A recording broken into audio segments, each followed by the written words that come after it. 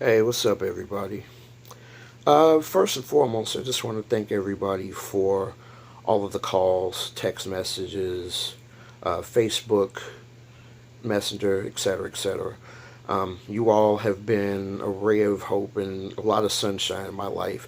All of you all have done a lot for me and Megan and Janie. We really, truly appreciate it. I can't thank you enough.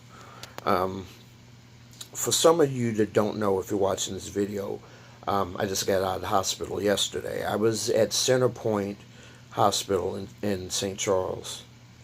It's for people that have either substance abuse, or anxiety, depression, schizophrenia, um, issues like that.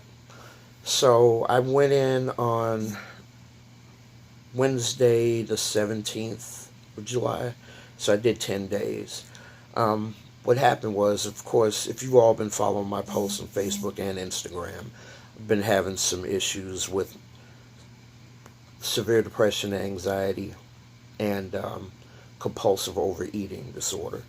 So my doctor had put me on medication. I'm going to go ahead and just lay it out there for you. So she put me on Zoloft, the lower strength, 50 milligrams, when all of this started, and wanted me to see a psychiatrist. So I was looking around for a psychiatrist that could see me as soon as possible. Found this one particular doctor who was going to remain nameless right now. And I started seeing this doctor in May. And they put me on a medication called lamotrigine, which is a generic medication for this drug called Lamictal. It's 25 milligrams, and then 2 weeks into taking that, it caused insomnia. So after a month, I told the doctor about that. The doctor was like, "Okay, I'm gonna take you off of this. I'll put you on something else." So just stopped me abruptly on the medication. Didn't wean me off of it, just stopped me abruptly. Then put me on Wellbutrin, 150 milligrams. Said it would work well with the Zoloft, etc., etc. Um,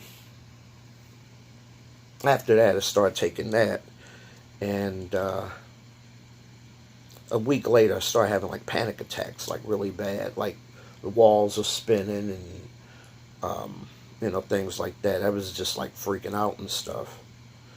So, same doctor, psychiatrist, put me on that medication.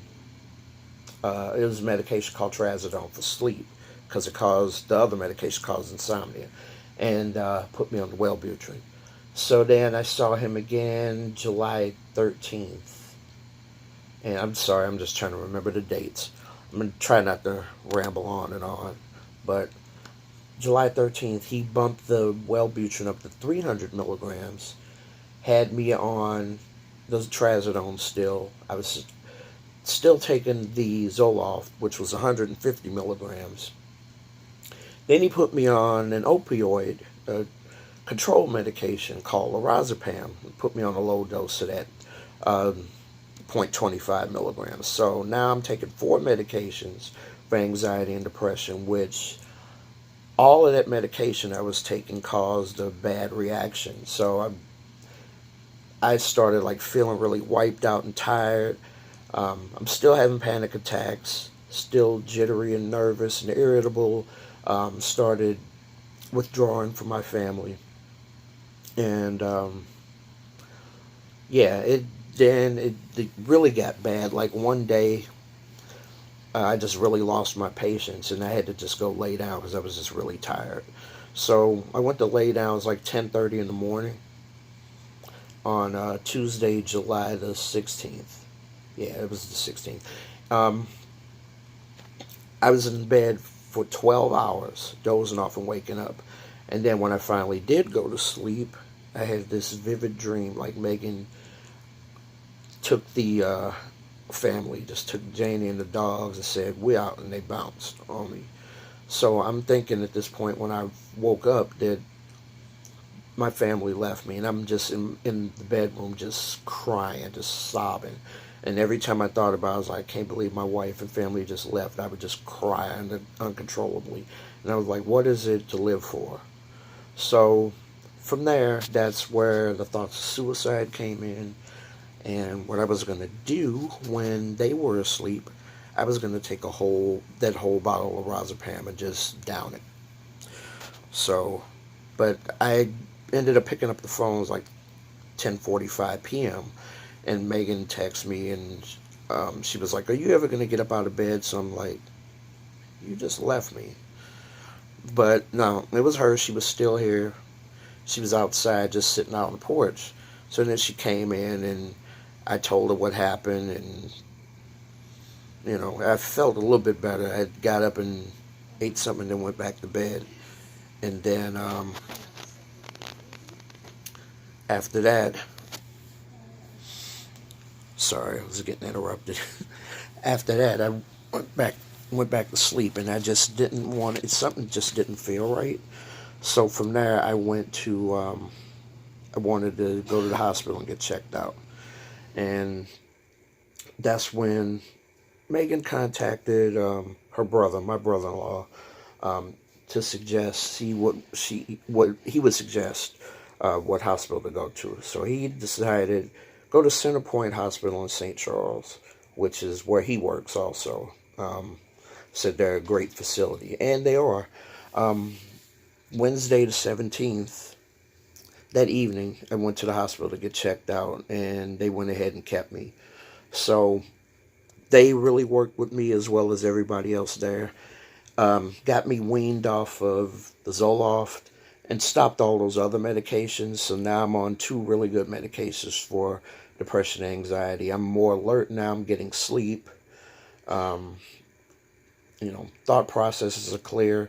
I can actually smile and laugh and joke and grin now without putting on this fake mask like I'm not happy, like I'm happy, but I'm really, hiding a lot of pain. No, it's legitimately, I feel great.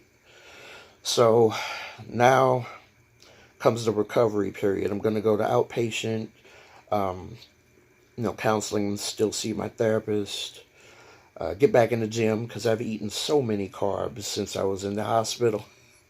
And I probably put on like 10 pounds. But I feel great, y'all. I just want to thank all of you for all of the support that you all been giving me. Reaching out to Megan while I was in the hospital, and folks that have stepped up and bought dinner and bought school supplies for Janie and all that, because we were hurting a little bit. I shouldn't say a little bit, a lot, with my loss of income. So thank you all so much. There's a GoFundMe page that a good friend of ours set up. For all of you who've contributed, I can't thank you enough. I mean, it's been an absolute blessing. All of you that want to get with me, if you want to do something for us, I'm not going to be proud and say, no, I can't take that. My wife and I, we've done so much for so many people, and this is God's way of saying to give back. There's a few things I could take away from everything that happened. Life is just getting better day by day.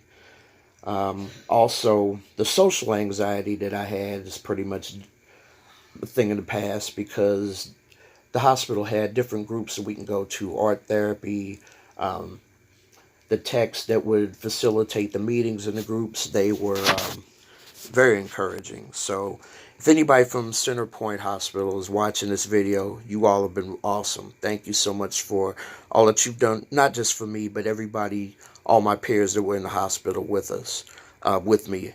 And the group of people that I was with for that 10 days, the ones that left and the ones that were coming in before I left, all an awesome bunch of people. We all had our shortcomings and our issues that landed us in the hospital. But over time, I've watched a lot of these folks turn things around. They were happy and smiling and everything like that. So, to all my people in Centerpoint Hospital, love y'all. God bless all of you. And I think I'm just going to end it here because I'm right at 10 minutes. And like I said, I didn't want to make this a ramble fest. But For those who are watching, let's all make it a point to get together. Call me, text me if you have my number. Contact me through any of the social media pages, Instagram, Facebook, etc., etc. Let's all get together, you know, go for walks, enjoy a meal, go visit each other, whatever. I know I got a strong support system out here that's going to keep me busy, so I got to get prepared for it. So thank you so much again from everybody. DJ Steve Austin. Peace.